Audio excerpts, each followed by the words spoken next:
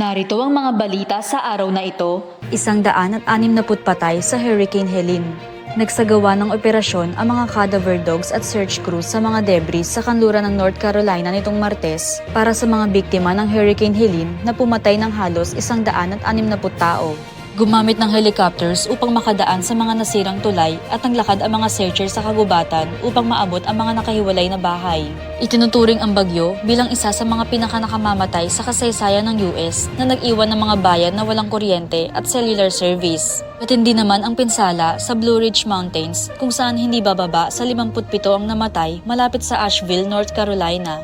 Inaasahang susuriin ni Pangulong Joe Biden ang pinsala sa North at South Carolina na may tinatayang gastusin na aabot sa bilyon. Ngayon naman ay dumako tayo sa balitang showbiz. Global artist na si Sean Diddy Combs, kinasuhan ng pang-aabuso ng 120 katao. Naharap ngayon sa kasong sexual misconduct ang global artist na si Sean Diddy Combs, isa sa pinakasikat na music executives, producers at hip-hop performers, matapos sampahan ng 120 katao na di umano'y biktima niya. Inihayag ng abogadong si Tony Buzbee ngayong Martes na siya ay kumakatawan sa 120 katao na nag-aakusa ng sexual misconduct laban kay Combs. Inaasahan ni Buzbee na ihahain ang mga demanda sa loob ng susunod na buwan.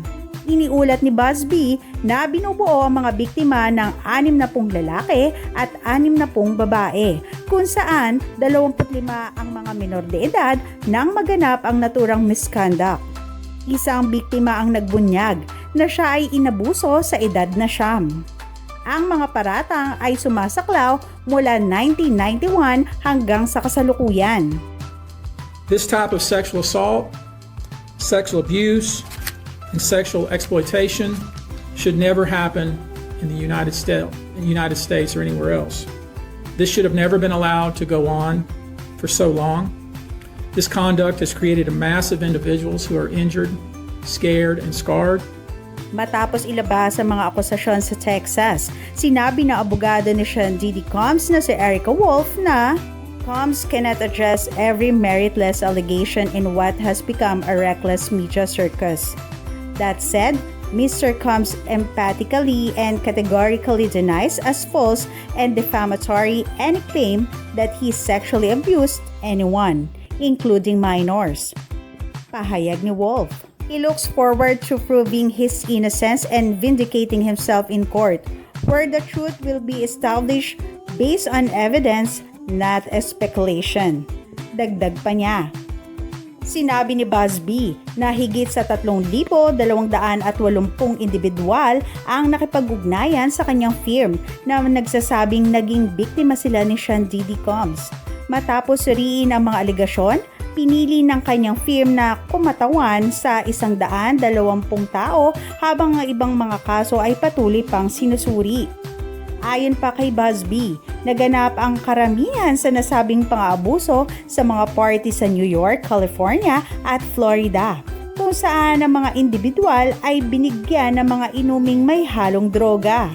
Si Sean Diddy Combs, 54, ay nasa kustodiya ng Metropolitan Detention Center sa Brooklyn mula nang mag-plead ng not guilty noong Setyembre 17 sa mga paratang ng paggamit ng kanyang kapangyarihan at kasikatan upang hikayatin ng mga babaeng biktima na makilahok sa mga drug sexual performance kasama ang mga lalaking sex workers sa mga kaganapang tinawag na freak-offs. At narito naman ang mga balita sa ating bansa. Roque, umaasang titignan ng SC ang kanyang petisyon versus investigasyon ng Kamara.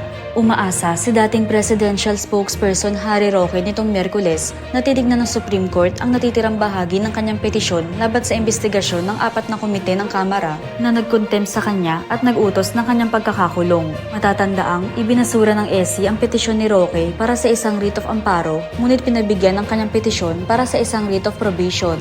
We accept all humility the decision of the Supreme Court to dismiss the petition for amparo, even as we remain hopeful that the court will continue to look into the rest of our prayers that the Quad Committee's investigation, which we maintain is no longer in aid of legislation. Saad ni Roque sa isang Facebook post. Inihirit ni Roque sa kanyang pinasang petisyon na maglabas ng writ of amparo upang ipagbawal ang kanyang pag-aresto at isang pansamantalang kautusan na hahadlang sa Quad Committee ng Kamara na ipatupad ang kautusan ng pag-aresto laban sa kanya. Hiniling din ng kampo ni Roque sa korte na maglabas ng writ of certiorari at writ of prohibition upang pigilan ang Quadcom na pilitin siyang magbigay ng karagdagang dokumento at dumalo sa mga susunod na pagdinig. Ako si Jenny Rose Albason, nag-uulat.